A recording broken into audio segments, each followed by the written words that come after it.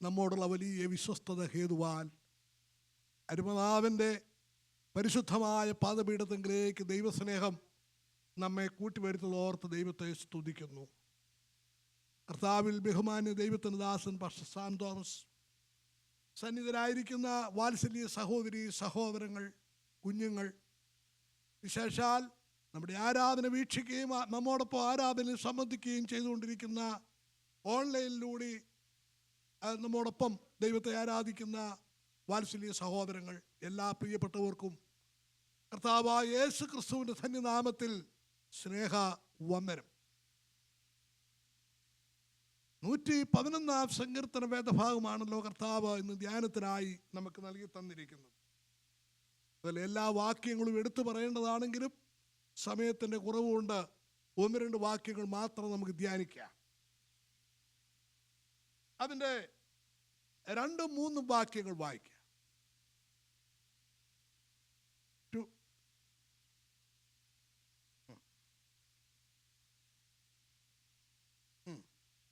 അവൻ്റെ പ്രവൃത്തി, price the Lord, ദൈവത്തിന് മഹത്വം ഉണ്ടാകട്ടെ, സ്തോത്രം. യഹോവയുടെ പ്രവൃത്തികൾ വലിയവയും അവയിൽ ഇഷ്ടമുള്ളതൊക്കെയും ശോധന ചെയ്യേണ്ടവയും ആകുന്നു. അവൻ്റെ പ്രവൃത്തി മഹത്വവും തേജസ്സുമുള്ളവ, അവൻ്റെ നീതി എന്നേക്കും നിലനിൽക്കുന്നു.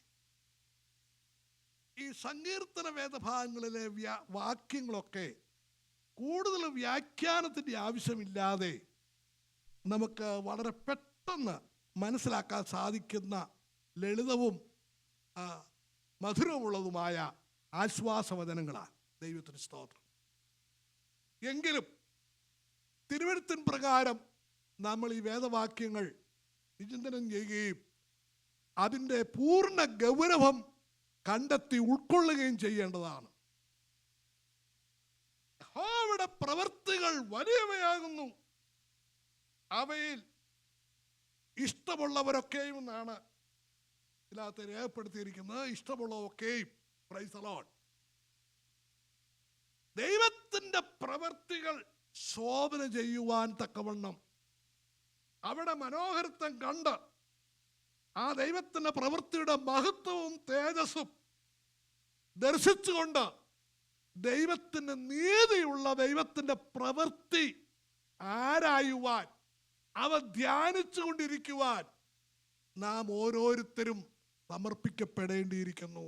ദൈവത്തിൻ്റെ മഹത്വം പലപ്പോഴും ഞാൻ ഓർപ്പിച്ചിട്ടുണ്ട്. ദൈവത്തിൻ്റെ പ്രവൃത്തി എന്ന് പറയുന്നത് എന്താണ്? ആകാശവും ഭൂമിയും ഭൂമണ്ഡലങ്ങളും ഭൂചരാചരങ്ങളും നക്ഷത്രമണ്ഡലങ്ങളും സമുദ്രങ്ങളും മനോഹരമായ പ്രകൃതികളും ഇവയെല്ലാം സൃഷ്ടിച്ചത് ദൈവത്തിലെ വലിയ പ്രവൃത്തിയാണ്. പക്ഷെ അതിനേക്കാൾ വലിയ ദൈവത്തിലെ പ്രവൃത്തി മറ്റൊന്നുണ്ട്. അത് നമുക്കറിയാം, പലപ്പോഴും നമ്മൾ ധ്യാനിച്ചിട്ടുള്ളതാണ്.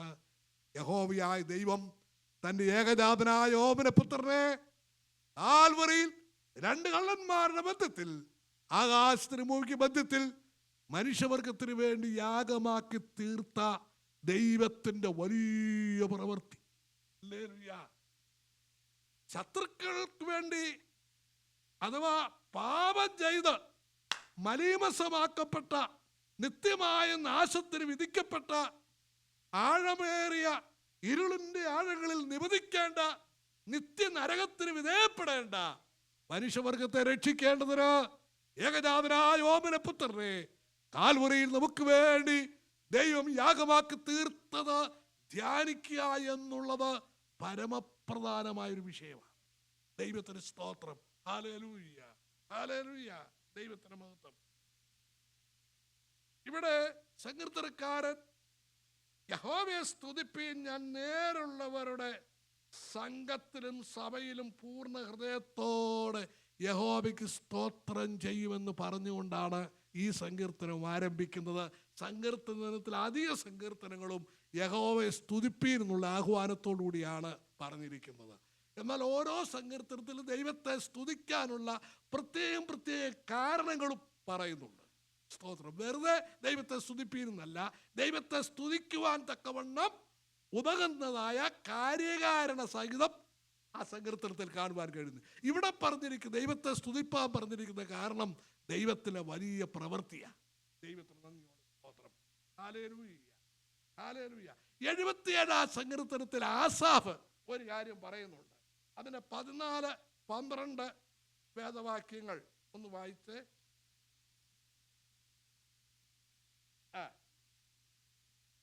ഹല്ലേലൂയ, സ്തോത്രം. ഞാൻ യഹോവയുടെ പ്രവൃത്തികളെ വർണ്ണിക്കും. ആസാവ് പറയുക, ഞാൻ യഹോവയുടെ പ്രവൃത്തികളെ വർണ്ണിക്കും.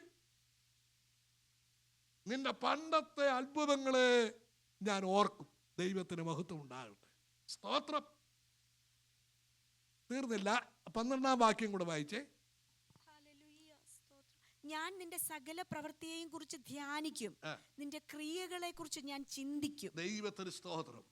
ദൈവമേ, ഞാൻ നിന്റെ പ്രവൃത്തികളെ കുറിച്ച് ധ്യാനിക്കും, നിന്റെ ക്രിയകളെ കുറിച്ച് ചിന്തിക്കും. ദൈവത്തിന് സ്തോത്രം. പ്രഥമ ദൃഷ്ടിയിൽ ഈ ആസാഫിനും ദൈവത്തിലെ പ്രവൃത്തിയൊന്നും വെളിപ്പെട്ടിരുന്നില്ല. എന്റെ ദൈവമേ, ഇങ്ങനെയൊക്കെ നീ എന്താ ഞങ്ങളോട് ചെയ്യുന്നത് എന്ന് ആസാഫ് ചോദിച്ചിട്ടുണ്ട്. യാക്കോബ് ചോദിച്ച പോലെ 7-ാം വാക്യത്തിൽ കർത്താവ് എന്നേക്കും തള്ളിക്കളയുമോ? അവനിനി ഒരിക്കലും അനുകൂലമായിരിക്കില്ലയോ? അവന്റെ ദയ സദാകാലത്തേക്കും പോയിപ്പോയോ? അവന്റെ വാഗ്ദാനം തലമുറയോളം ഇല്ലാതെ പോയോ? എന്റെ ദൈവമേ, നീ കൃപ കാണിക്കുവാൻ മറന്നിരിക്കുന്നുവോ? കോപത്തിൽ നിന്റെ കരുണ അടച്ചു കളഞ്ഞിരിക്കുന്നു. ഇങ്ങനെയൊക്കെ ആസാഫ് പറയുന്നുണ്ട്. ആസാഫേ, എന്തുകൊണ്ട് ഇങ്ങനെയൊക്കെ പറയുന്നത്? ദൈവം കൃപ കാണിക്കാൻ മറന്നിരിക്കുന്നു. ദൈവമേ, നീ എന്നേക്കും തള്ളിക്കളയുമോ? നീ എനിക്ക് ഒരിക്കലും അനുകൂലമായിരിക്കുകയില്ലയോ? എൻ്റെ ദൈവമേ, നിന്റെ ദയ സദാകാലത്തേക്കും പോയിപ്പോയോ? എൻ്റെ ദൈവമേ, നിന്റെ വാഗ്ദാനം തലമുറയായി ഇല്ലാതെ പോയോ? ഇങ്ങനെയൊക്കെ ആസാവും പറയുന്നുണ്ട്. എന്നാൽ പിന്നെ ഹല്ലേലൂയ, ആസാഫിന് മനസ്സിലായി അതൊക്കെ എൻ്റെ ജീവിതത്തിൽ വരേണ്ട കഷ്ടതയാകുന്നു, അല്ല അത്യുന്നതൻ്റെ വലങ്കൈ വരുത്തിയ സംവത്സരങ്ങളാണ്. ഇതിൻ്റെ എല്ലാ പിന്നിൽ ദൈവത്തിൻ്റെ കരമുണ്ടായിരുന്നു. ഈ വിഷയങ്ങളുടെ എല്ലാ പിന്നിൽ ദൈവത്തിൻ്റെ കരമുണ്ടായിരുന്നു. ദൈവത്തിന് സ്തോത്രം. കഴിഞ്ഞ സൺഡേയിൽ നമ്മൾ ധ്യാനിച്ചതുപോലെ യോസേഫിന്റെ ജീവിതത്തിൽ സഹോദരങ്ങൾ ഒട്ടക്കണത്തിൽ ഇടുകയും ഇസ്മായേലി കച്ചവടക്കാർ തന്നെ വിൽക്കുകയൊക്കെ ചെയ്തതിന് പിന്നിലും ഈ സഹോദരങ്ങളോടൊരു പക യോസേഫിന് ഇല്ലായിരുന്നു കേട്ടോ. സ്തോത്രം.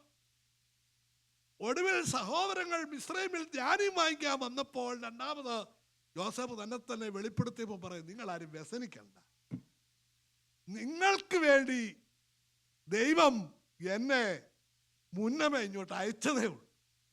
നിങ്ങൾ വിറ്റതിനെ കുറിച്ച് എനിക്ക് പരിഭവമൊന്നുമില്ല, കൊട്ടക്കണത്തിൽ തള്ളിയിട്ടതിനെ കുറിച്ച് പരിഭവമൊന്നുമില്ല, ഞാൻ കാരാഗ്രഹത്തിൽ കിടക്കേണ്ടി വന്നതിനെ കുറിച്ച് എനിക്ക് പരിഭവമൊന്നുമില്ല. ഞാനൊരു സത്യം മനസ്സിലാക്കുന്നു, അതെല്ലാം എൻ്റെ ജീവിതത്തിൽ നേരിട്ടത് ഹല്ലേലൂയ ദൈവം അറിയാതെയല്ല, എൻ്റെ സഹോദരങ്ങൾക്ക് വേണ്ടി, എൻ്റെ അപ്പന് വേണ്ടി എൻ്റെ ദൈവം എന്നെ നേരത്തെ ഈ മിസ്രൈമിലേക്ക് അവർക്ക് വേണ്ടി വിട്ടതാ. എൻ്റെ കുടുംബത്തിൻ്റെ രക്ഷയ്ക്ക് വേണ്ടി എന്നെ ഇവിടേക്ക് വിട്ടതാ എന്ന് അതാ ദൈവകൃപ എന്ന് പറയുന്നത്. അതാണ് വാസ്തവത്തിൽ ദൈവകൃപ. ദൈവത്തിന് മഹത്വം ഉണ്ടാകട്ടെ. Price the Lord. ഇവിടെ ഈ സങ്കീർത്തനക്കാരൻ പറയുകയാണ്, ദൈവമേ, നിന്റെ പ്രവൃത്തികളെ ഞാൻ വർണ്ണിക്കും, നിന്റെ പണ്ടത്തെ അത്ഭുതങ്ങളെ ഞാൻ ഓർക്കും, ഞാൻ സകല പ്രവൃത്തികളെ കുറിച്ച് ധ്യാനിക്കും, നിന്റെ ക്രിയകളെ കുറിച്ച് ഞാൻ ചിന്തിക്കും. എന്താ കാരണം? ദൈവമേ, നിന്റെ വഴികൾ വിശുദ്ധമാകുന്നു. നമ്മുടെ ദൈവത്തെ പോലെ വലിയ ദൈവം ആരുമില്ല. എന്റെ ദൈവമേ, നിന്റെ വഴികൾ വിശുദ്ധമാണ്. അത് നേരത്തെ അങ്ങ് പറഞ്ഞിരുന്നെങ്കിൽ ആസാഫേ എത്ര നന്നായിരുന്നു. ദൈവമേ, നിന്റെ ദയ സദാകാലത്തേക്കും പോയോ?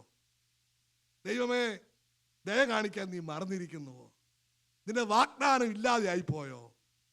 നിന്റെ വാഗ്ദത്തം വെറുതെ ആയിപ്പോയോ? ഇങ്ങനൊന്നും പറയാതെയും കൂടി ഇരിക്കുകയായിരുന്നു എത്ര നന്നായിരുന്നു. എന്നാൽ പിന്നത്തേതിൽ എന്തിനു പറയുന്നു? ഈ ദൈവത്തിലെ ഭക്തനായ ഇയ്യോബുണ്ടല്ലോ, നേരുള്ളവൻ, ദോഷം വിട്ടെന്നവൻ, ദൈവഭക്തൻ, നിഷ്കളങ്കൻ, ഇങ്ങനെയൊക്കെ ദൈവം യോബ് പറയുന്നത്, ദൈവം സാത്താനോട് ഇയ്യോബിനെ കുറിച്ച് സാക്ഷി പറയും. ഈ ഇയ്യോബ് ജീവിതത്തിൽ ആദ്യം നേരിട്ട കഷ്ടങ്ങളും പ്രയാസങ്ങളൊക്കെ വന്നപ്പം ഒരു ഭാഗത്ത് വായിക്കുന്നുണ്ട്, തൻ്റെ ജന്മനക്ഷത്രത്തെയൊക്കെ ശപിച്ച് മുറവിളി കൂട്ടുന്നുണ്ട്. ദൈവമേ, മകയിരത്തെയും ഒക്കെ എന്ത് ചെയ്തു? ശപിച്ച് പറയുന്നുണ്ട്, ഞാൻ ഉണ്ടായ നക്ഷത്രത്തിൽ ആരും ഉണ്ടാകാതിരിക്കട്ടെ എന്നൊക്കെ പറയുന്നു. എന്നാൽ പിന്നത്തേതിൽ മനസ്സിലായി, നക്ഷത്ര ശക്തിയുടെ രാശിയുടെ ശക്തിയല്ല, സൃഷ്ടിതാവിന്റെ കരമ സംഭവങ്ങളെ ചലിപ്പിക്കുന്നതെന്ന് ഇയ്യോബിന് മനസ്സിലായി. അങ്ങനെ മനസ്സിലായി കഴിഞ്ഞപ്പോൾ പറയുക, എൻ്റെ ദൈവമേ, തനിക്ക് സകലതും നഷ്ടപ്പെട്ട് ശരീരം പുണ്ണ് ബാധിച്ച് ഓരോടിൻ്റെ കഷ്ണമെടുത്ത് ചൊറിഞ്ഞ് നിലത്ത് കിടന്ന് ഉരുണ്ട് നിലവിളിക്കുമ്പോൾ പറയുക, എൻ്റെ ദൈവമേ, എനിക്ക് നിന്നെക്കുറിച്ചൊരു കേൾവി മാത്രമേ ഉണ്ടായിരുന്നുള്ളൂ കേട്ടോ. എനിക്കത് വായിച്ചിട്ട് നമ്മുടെ ചിന്തയ്ക്കപ്പുറമാണ്. എന്നാൽ ഇപ്പോഴോ ഞാൻ എൻ്റെ സ്വന്തം കണ്ടുകൊണ്ടങ്ങ് കാണുന്നെന്ന്. മക്കൾ 10 പേര് നഷ്ടപ്പെട്ടു. 500 കാള ഉണ്ടായിരുന്നു, 7000 ആടുണ്ടായിരുന്നു, 3000 ഒട്ടകം ഉണ്ടായിരുന്നു, ദാസന്മാരുണ്ടായിരുന്നു, പുത്രസമ്പത്ത്, കൃഷിസമ്പത്ത്, ഭൂസ്വത്ത് എല്ലാം അന്യരാജാക്കന്മാർ നഷ്ടപ്പെടുത്തി. മക്കൾ 10 പേര് നഷ്ടപ്പെട്ടു. പക്ഷേ ആ സന്ദർഭത്തിൽ ഇയ്യോബ് പറയുക, എൻ്റെ ദൈവമേ, ഇതെല്ലാം എനിക്ക് ഉണ്ടായിരുന്നപ്പോൾ എന്നെക്കുറിച്ച് നീ ഒരു സാക്ഷിയൊക്കെ പറയുന്നുണ്ട്. എനിക്കതൊരു വിഷയമേ അല്ല. നേരുള്ളവൻ ദോഷം വിട്ടവൻ ദൈവഭക്തൻ. പക്ഷേ ഞാൻ എന്നെക്കുറിച്ച് സാക്ഷി പറയട്ടെ, എനിക്ക് നിന്നെക്കുറിച്ചൊരു കേൾവി മാത്രമേ ഉണ്ടായിരുന്നുള്ളൂ. ഇപ്പോൾ ഞാൻ എൻ്റെ സ്വന്തം കണ്ണുകൊണ്ട് നിന്നെ കാണുന്നു. ദൈവത്തിന് സ്തോത്രം. എന്നിട്ട് അവിടെ തന്നെ പറയുന്നു, ദൈവമേ, നിന്റെ ഉദ്ദേശമൊന്നും അസാധ്യമല്ലെന്ന് ഞാൻ അറിയുന്നു. ദൈവത്തിന് സ്തോത്രം. എന്തിനു പറയുന്നു? എൻ്റെ പ്രിയപ്പെട്ടവരെ, ഇയ്യോബിന് നഷ്ടപ്പെട്ടതിൻ്റെ എല്ലാം ഇരട്ടി ഇയ്യോബിന് ദൈവം എന്ത് ചെയ്തു? മടക്കി കൊടുത്തു. 500 കാളയായിരുന്നെങ്കിൽ അത് 1000 കാളയാക്കി. 3000 അതിന് 3000 ഒട്ടകം ഉണ്ടായിരുന്നെങ്കിൽ 6000 കൊടുത്തു. 7000 ഉണ്ടായിരുന്നെങ്കിൽ 14000 കൊടുത്തു. ഇതെല്ലാം ഇരട്ടിയായി കൊടുത്തു. മക്കള് പിന്നെയും 10 കൊടുത്തു കേട്ടോ. അതിന് ഇരട്ടിപ്പില്ലാഞ്ഞെന്ന് ചിന്തിക്കും. പക്ഷേ 7 ആൺമക്കളും 3 പെൺമക്കളുമായിരുന്നു ആദ്യം ഉണ്ടായിരുന്നത്. രണ്ടാമതും 10 മക്കൾ. ഞാൻ പലപ്പോഴും ചിന്തിക്കാറുണ്ട്, ദൈവത്തിന് കണക്ക് തെറ്റുകയല്ലോ എന്ന്. രണ്ടാമത് കൊടുത്തപ്പോഴും 7 ആൺമക്കളും 3 പെൺമക്കളുമാണ്. 6 4 10, 5 5 10, 9 1 10. എങ്ങനെയാലും 10 ഒപ്പിച്ചാൽ പോരെ? അല്ല, ആദ്യത്തേതുപോലെ തന്നെ 7 ആൺമക്കളും 3 പെൺമക്കളും രണ്ടാമത് കൊടുത്തു. കാരണം ഈ ആടും കോഴിയും പിന്നെ കന്നുകാലികളും ഇവയെല്ലാം ഈ ഭൂമിയിലേ ഉള്ളൂ. എന്നാൽ സ്വർഗത്തിൽ ചെല്ലുമ്പോൾ ഉണ്ടല്ലോ, കർത്താവ് അനുവദിക്കുന്ന പക്ഷം സ്വർഗത്തിൽ ചെന്ന് കഴിഞ്ഞാൽ ഇയ്യോബിൻ്റെ 20 മക്കളെ നമുക്ക് കാണാൻ. കാരണം അവിടെയാണ് ഇരട്ടി. ദൈവത്തിന് സ്തോത്രം. ഇവിടെ ആദ്യത്തെ 10, പിന്നെയും 10 കൊടുത്തു. ഇവിടെ എന്നാ 20 കൊടുക്കാഞ്ഞത്? സ്വർഗത്തിൽ ചെല്ലുമ്പം ഇവിടെ എന്നാ ശാശ്വതമായ ഒരവസ്ഥയൊന്നുമല്ല. സ്വർഗത്തിൽ ചെന്ന് 20നെയും ഇയ്യോബിന് ദർശിപ്പാൻ കഴിയുന്നു. ദൈവത്തിന് മഹത്വം ഉണ്ടാകട്ടെ.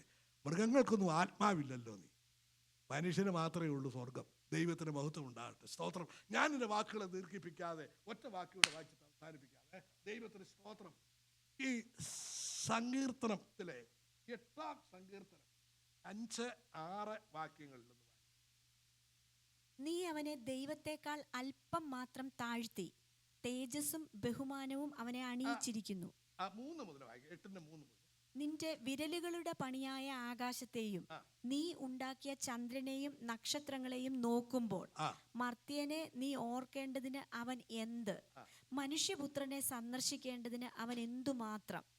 നീ അവനെ ദൈവത്തെക്കാൾ അല്പം മാത്രം താഴ്ത്തി, തേജസ്സും ബഹുമാനവും അവനെ അണിയിച്ചിരിക്കുന്നു. ശ്രദ്ധിക്കണേ. ദൈവത്തിന് മഹത്വം ഉണ്ടാകട്ടെ. അല്പസമയം കൂടെ മിച്ചമുണ്ട് കേട്ടോ. എല്ലാവരും ക്ഷമയോടെ ഇരിക്കണം. ദൈവത്തിന് മഹത്വം. സ്തോത്രം.